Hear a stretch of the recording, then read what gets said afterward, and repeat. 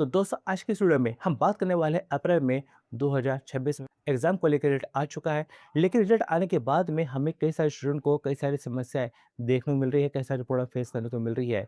क्या है प्रॉब्लम और क्या है इनका सॉल्यूशन, स्टेप बाय स्टेप यहाँ पर मैं आज इस वीडियो में आपको बताने वाला हूँ। तो इस वीडियो को ध्यान से जरूर देखिएगा, आपको जो भी डाउट है क्लियर हो जाएंगे। पहली प्रॉब्लम ये आ रही है कि जब भी अपना रिजल्ट चेक करने की कोशिश कर रहे हैं तो वहाँ पर एक मैसेज शो हो रहा है, sorry not result found with this roll number. तो यहाँ पर अपना इस तरह का मैसेज आपको शो होता है, तो इसका मतलब हो सकता है कि आपने एग्ज़ाम ना दिया हो, आपका सेशन ना बनता हो। और एक और वजह बनती है कि हो सकता है कि अपना उसमें गलत रोल नंबर डाल रहे हो। तो ये कुछ वजह हो सकती है जिस वजह से आपका रिजल्ट शो नहीं हो रहा है। एक और यहाँ पे प्रॉब्लम फेस करने को मिल रही है कि यहाँ पर आपको अपनी परसेंटेज शो नहीं हो रही। तो यहाँ पर आपको कह देना चाहता हूँ कि रिजल्ट में तो एनएस में परसेंटेज शो नहीं होती। यहाँ पर आपको अपने हिसाब से खुद परसेंटेज निकालनी होती है। और परसेंटेज आप कैसे निकाल सकते हैं, इसको लेके मैं ऑलरेडी वीडियो बना चुका हूँ। वो वीडियो आपको मेरे चैनल की प्लेलिस्ट में आपको मिल जाएगी, वीडियो लिस्ट में आपको मिल जाएगी कि परसेंटेज कैसे निकालते हैं। क्योंकि एनएस में जो सब्जेक्ट होते हैं, किसी के 5 होते हैं, किसी के 6 होते हैं, किसी के 7 होते हैं। तो ऐसे में स्टूडेंट को अपने ही हिसाब से टॉप 5 सब्जेक्ट को लेकर या टॉप 4 सब्जेक्ट को लेकर आपकी परसेंटेज खुद निकालनी होती है। एक और समस्या देखने को मिल रही है कि 5 सब्जेक्ट में पास होने पर भी पास नहीं किया गया। तो यहाँ पर आपको कह देना चाहता हूँ कि एनोस में यह है कि पास होने के लिए कम से कम 5 सब्जेक्ट निकालना ज़रूरी है। लेकिन क्या होता है कि कम से कम एक लैंग्वेज में पास होना ज़रूरी है। अगर आपने सारे वो सब्जेक्ट निकाले जिसमें कोई लैंग्वेज ही नहीं है, तो ऐसे में आपको पास नहीं किया जाएगा। और दूसरा ये भी है कि मैक्सिमम 2 ही लैंग्वेज काउंट होती है, कि अगर आपने अपने 3-3 लैंग्वेज निकाल ली, अब बाकी के 2 सब्जेक्ट आपने निकाले हैं, तो भी आपको पास नहीं किया जाएगा। तो अब इसका सॉल्यूशन क्या है? अगर आपने अपना कोई भी लैंग्वेज नहीं क्लियर करी है, तो आपको कोई ना कोई अपना लैंग्वेज वाला सब्जेक्ट अपना ऐड करना होगा, उसकी एग्ज़ाम फ़ीस पे करनी होगी, उसका एग्ज़ाम देना होगा, उसको क्लियर करना होगा, तो तब आपको पास किया जाएगा। लेकिन अगर आपने अपना 3-3 लैंग्वेज अपना क्लियर कर ली है, अब बाकी ये 2 नॉन लैंग्वेज सब्जेक्ट है, तो ऐसे में आपको अपना कोई ना कोई एक और सब्जेक्ट अपना ऐड करना होगा, जो लैंग्वेज सब्जेक्ट ना हो, और उस सब्जेक्ट का एग्ज़ाम देकर आपको अपना क्लियर करना होगा, तो तब आपको पास किया जाएगा। इसके अलावा यहाँ पर एक और समस्या देखने को मिल रही है कि रिजल्ट कंप्लीट शो नहीं हो रहा है।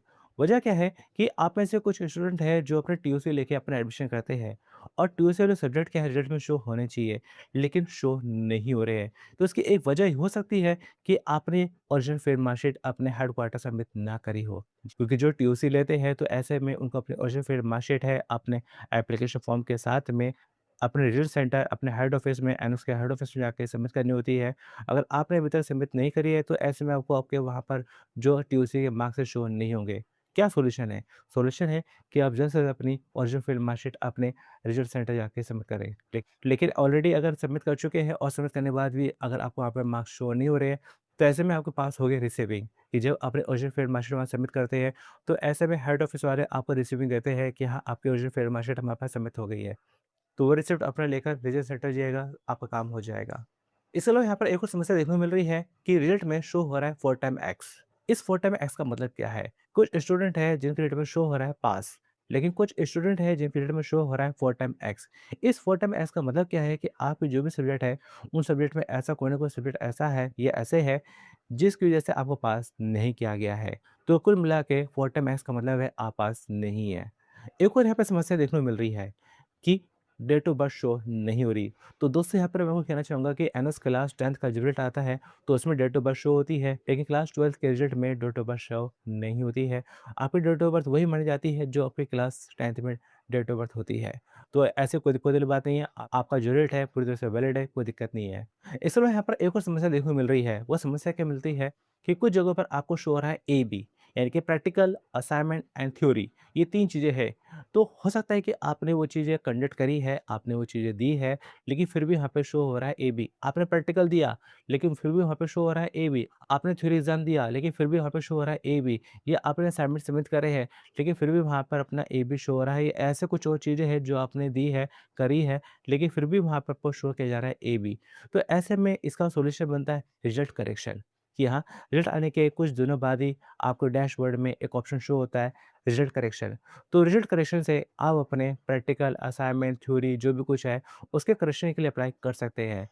तो जब अपने रिजल्ट के करेक्शन का अप्लाई करेंगे, तो वहाँ पे अपने मेंशन कर सकते हैं कि किस सब्जेक्ट में आपको क्या प्रॉब्लम है, थ्योरी को लेके, असाइनमेंट को लेकर या प्रैक्टिकल को लेकर, वो मेंशन करके अपना सबमिट कर सकते हैं, और आपका जो रिजल्ट है, उसका करेक्शन जल्दी कर दिया जाएगा। एक और समस्या देखने को मिल रही है कि एनएस का जो रिजल्ट है, तो उस रिजल्ट में क्या है, कुछ शॉर्ट्स हैं तो जिसके बारे में अपना स्टूडेंट है समझ नहीं पा रहे हैं। तो इन शॉर्ट्स के बारे में चलिए आपको बारी-बारी आपको बताता हूँ। कुछ स्टूडेंट हैं जिनके रेट में शो हो रहा है एनसी। तो इस एनसी का मतलब होता है कि आपका जो रिजल्ट है अभी उनके पास कुछ डाटा है, मिसिंग है, जिस वजह से आपका जो रिजल्ट है पूरी तरह से तैयार नहीं है।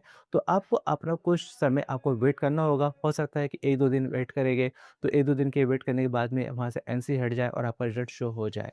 लेकिन कुछ स्टूडेंट हैं जिनके रिजल्ट में शो हो रहा है आरएल। तो आरएल का मतलब क्या है कि रिजल्ट डेटा है कि आपका रिजल्ट आएगा, लेकिन क्या है कुछ टाइम बाद आएगा कि कुछ न कुछ टेक्निकल प्रॉब्लम की वजह से आपका रिजल्ट है कुछ टाइम के लिए रुक गया है, लेकिन क्या है कि रिजल्ट आएगा। आपको इसमें भी क्या है कि ज़रूरत है कुछ टाइम वेट करने की। लेकिन कुछ स्टूडेंट हैं जिनके रिजल्ट में शो हो रहा है आरडब्ल्यू, जिसका मतलब होता है कि रिजल्ट विद हेल्ड, कि किसी वजह से आपका रिजल्ट रुका नहीं है बल्कि रोक लिया गया है, कि किसी वजह से रुका नहीं है, रोक लिया गया है। और ऐसे में आपको ज़्यादा से ज़्यादा अपना कॉन्टैक्ट करना पड़ेगा अपने रिजल्ट सेंटर, क्योंकि आरडब्ल्यू केस हमारे पास तभी होते हैं, ज़्यादातर हमारे पास तभी होते हैं जब आपके ऊपर कोई ना कोई यूफेम केस बना हो, आपके ऊपर चीटिंग केस बना हो। तो ऐसे में आरडब्ल्यू में आपको जल्द से जल्द अपना कॉन्टैक्ट करना पड़ेगा रिजल्ट सेंटर। इसके अलावा यहाँ पर रिजल्ट में कुछ सब्जेक्ट के आगे शो हो रहा है एसवाईसी। तो इस एसवाईसी का मतलब होता है subject have to be clear, कि आप उस सब्जेक्ट में पास नहीं है। तो हो सकता है कि ऐसे में आपको उस सब्जेक्ट की दोबारा एग्ज़ाम फीस पे करके दोबारा एग्ज़ाम देना हो। इसके अलावा यहाँ पर एक और आपको शो हो रहा है एसवाईसीपी। इस एसवाईसीपी का मतलब होता है subject have to be clear in practical, कि आप थ्योरी में पास है, लेकिन आप प्रैक्टिकल पास नहीं है। तो हो सकता है कि आपको दोबारा एग्ज़ाम फीस पे करके आपको दोबारा एग्ज़ाम देना हो, लेकिन आपको दोबारा थ्योरी एग्ज़ाम देने की ज़रूरत नहीं होगी, आपको देना होगा सिर्फ़ और सिर्फ़ प्रैक्टिकल। और ऐसे कुछ स्टूडेंट हैं जिनके रेट में शो हो सकता है एसवाईसीटी। इस एसवाईसीटी का मतलब होता है सभी rate to be clear in theory, क्या प्रैक्टिकल में अपना पास है लेकिन आप थ्योरी में फेल है। तो ऐसे में हो सकता है कि आपको दोबारा एग्जाम फीस पे करके उस सब्जेक्ट का दोबारा एग्जाम देना हो, आपको दोबारा प्रैक्टिकल देने की जरूरत नहीं होगी, लेकिन आपको थ्योरी एग्जाम जरूर आपको देना होगा। इसके अलावा यहाँ पर आपके रिजल्ट में शो हो सकता है यूएफएम। तो हो सकता है कि यूएफएम आपको डायरेक्ट पर शो हो जाए, तो यूएफएम का मतलब कि आपके ऊपर बना है चीटिंग केस। तो ऐसे में आपको जल्द से जल्द अपना कॉन्टैक्ट करना है अपने रिजल्ट सेंटर। रिजल्ट सेंटर है तो रिजल्ट सेंटर का एड्रेस जो कि आपको अपने आईडी कार्ड के पीछे आपको मिल जाएगा। और हो सकता है कि आपके रिजल्ट में शो हो एसएफ। इस एसएफ का मतलब होता है शॉर्ट फीस। जी हाँ, कि आपने एनएस में एडमिशन लिया है, एडमिशन के बाद में आपने कुछ ना कुछ ऐसा कुछ किया है कि कहीं न कहीं आपकी जो फीस है, पेमेंट है, वो कम है। वो एनएस वालों को पूरी-पूरी नहीं मिली है। तो ऐसे में आपको अपना जो शॉर्ट फ़ीस आ रही है, उस शॉर्ट फ़ीस का आपको पे करना होगा, और उस शॉर्ट फ़ीस को पे करने के बाद में आपका रिज़ल्ट है, आपको शो हो जाएगा। एक और यहाँ पे समस्या देखने को मिल रही है कि 33 मार्क्स आने पर भी पास नहीं किया गया। जी हाँ, तो ये काफ़ी एक बड़ी समस्या है, क्योंकि कई सारे स्टूडेंट हैं जिनके 33 या उससे ज़्यादा मार्क्स है, लेकिन फिर भी पास नहीं है। तो यहाँ पर आपको कहना चाहूँगा कि पास होने के लिए 33 मार्क्स चाहिए होते हैं, लेकिन आपके अपना 3 चीज़ें होती है, प्रैक्टिकल, थ्योरी, असाइनमेंट। तो तीनों में ही आपका मिनिमम पासिंग मार्क्स क्राइटेरिया रखा गया है, कि ये नहीं कि अगर आपने असाइनमेंट में 20 में से 20 ले आए, अब बाकी थ्योरी है, थ्योरी में 10-15 नंबर लेकर आ जाएँगे, तो आपको पास कर दिया जाएगा, तो ऐसा नहीं है। क्योंकि प्रैक्टिकल, थ्योरी, असाइनमेंट में जो भी आपको मिनिमम पासिंग मार्क्स चाहिए, इसको लेके ऑलरेडी मैं वीडियो बना चुका हूँ, और वो वीडियो आपको हमारे चैनल की प्लेलिस्ट में आपको मिल जाएगी, वीडियो लिस्ट में आपको मिल जाएगी, जिसे देखकर आपको डाउट क्लियर हो जाएगा कि किस सब्जेक्ट में आपको अपना कितने मार्क्स चाहिए होते हैं पास होने के लिए, थ्योरी, प्रैक्टिकल, असाइनमेंट। इसके अलावा यहाँ पर एक और समस्या देखने को मिल रही है, टीएमए के मार्क्स है कम शो हो रहे हैं, कि यहाँ पर आपको अपना डैशबोर्ड में है, वहाँ पे आपको मार्क्स जो है ज़्यादा शो हो रहे थे, लेकिन जो रिजल्ट आया है उसमें आपको मार्क्स आपको कम शो हो रहे हैं। तो यहाँ पर आपको कहना चाहूँगा कि जो डैशबोर्ड है, वहाँ पर आपको जो मार्क्स है, वो आपको अपना आउट ऑफ 20 में से आपको शो हो रहे हैं, लेकिन आपके जो सब्जेक्ट है, वो सारे-सारे 20 मार्क्स के नहीं होते हैं। तो ऐसे में आपके जो मार्क्स है, उसका अपना रिडक्शन किया जाता है, उसे एडजस्ट किया जाता है, और फिर उस हिसाब से आपको मार्क्स दिए जाते हैं थ्योरी में। सपोज़ जैसे कि आपका हिंदी सब्जेक्ट है, इंग्लिश सब्जेक्ट है, तो ऐसे में आपका सिर्फ़ थ्योरी और असाइनमेंट होता है। तो थ्योरी में अगर आपके अपना 80 में से जो भी मार्क्स आए वो, और आपके असाइनमेंट में 20 में से जो भी मार्क्स आए वो, उनको जोड़ दिया जाता है, तो वो आपको आपके आपका मार्क्स आपको शो हो रहे हैं, वो ओके है। लेकिन कुछ ऐसे सब्जेक्ट है जैसे कि आपका डाटा एंट्री बनता है। डाटा एंट्री बनता है तो डाटा एंट्री में आपका जो प्रैक्टिकल होता है 60 का होता है, थ्योरी 40 की होती है, और 40 का किया जाता है 20%, यानी कि आपका बनता है 8 नंबर। तो 8 नंबर आपके बनते हैं असाइनमेंट के। प्रैक्टिकल में क्या है, जो भी आपको मार्क्स आए वो पूरे आपको मिल जाते हैं। लेकिन यहाँ पर क्या है कि असाइनमेंट जो था, जैसे सपोज़ आपका डाटा एंट्री का असाइनमेंट था, 20 नंबर का था। तो 20 में से अगर सपोज़ वहाँ पे आपको शो हो रहे हैं डैशबोर्ड में आपको शो हो रहे हैं 10 नंबर, तो ऐसे में थ्योरी है 40 के, उस 40 का 20% किया जाए तो जो कि बनता है 8 बनता है, तो 8 में से कितने मिलेंगे आपको? 4 नंबर। तो इस हिसाब से वहाँ पर आपको जो मार्क्स है असाइनमेंट मार्क्स है थोड़े से एडजस्ट करके दिए जाते हैं।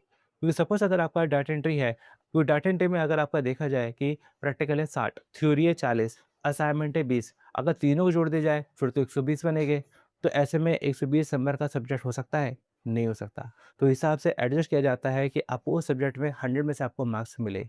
तो ऐसे में आपके जो असाइनमेंट मार्क्स है, डैशबोर्ड में जो शो होते हैं उसको थोड़ा-सा रिड्यूस किया जाता है और थ्योरी में आपको जो मार्क्स आते हैं उसको रिड्यूस किया जाता है। फिर दोनों को अपना ऐड करके आपको थ्योरी और असाइनमेंट मार्क्स देकर और आपके प्रैक्टिकल मार्क्स को ऐड करके उस सब्जेक्ट में आपको मार्क्स दिए जाते हैं।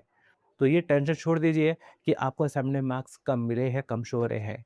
तो दोस्तों ये थी एनएसपीडिप को लेकर आपकी कुछ प्रॉब्लम जिसके सॉल्यूशन के बारे में आपको मैंने बताने की कोशिश करी है। अगर अभी भी आपका कोई डाउट है, कोई सवाल है, तो आप हमें अपना कमेंट करके पूछ सकते हैं।